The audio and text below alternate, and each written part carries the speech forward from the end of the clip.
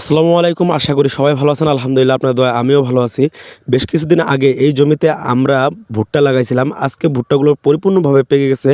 যার জন্য এই ভুট্টাগুলো আজকে আমরা ভেঙে নিয়ে আসবো। আর তার জন্য সকাল, সকাল ঘুম থেকে উঠে আমি আমার যে গোয়াল ঘরের কাজগুলো ছিল সেগুলোই তাড়াতাড়ি করে নিচ্ছি। আমি বিগত কয়েক মাস ধরে আমার এই চ্যানেলে আমি নিয়মিত ভিডিও দিতে পারতেছি না।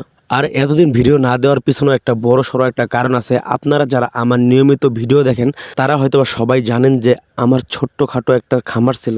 খামারটা মূলত আমার হাঁসের ছিল। আর আমার ফ্যামিলিতে কিছু ক্রাইসিস থাকার জন্য আমার যে হাঁসগুলো ছিল সেগুলো ডিম পাড়ার আগে আমাকে বিক্রি করে দিতে হয়। কারণ তাদের যে খাবারের চাহিদা ছিল সেই পরিমাপ আমি খাবারের চাহিদা মেটাতে পারতেছিলাম না। আর আমার ফ্যামিলিতেও খুব ঘাটতি হয়ে যাচ্ছিল।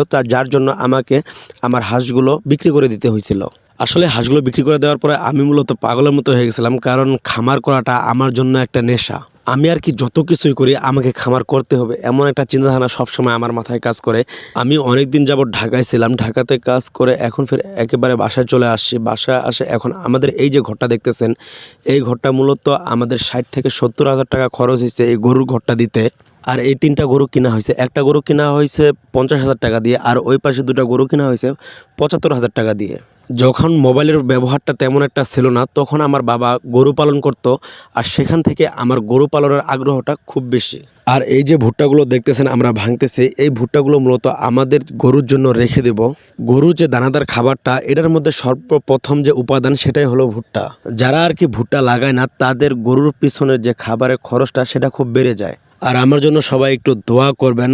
আমার যেহেতু একটা খামার দেওয়ার স্বপ্ন, আর সেই স্বপ্নটা যেন পূরণ হয়। তো সবাই ভালো থাকবেন, সুস্থ থাকবেন। আসসালামু আলাইকুম।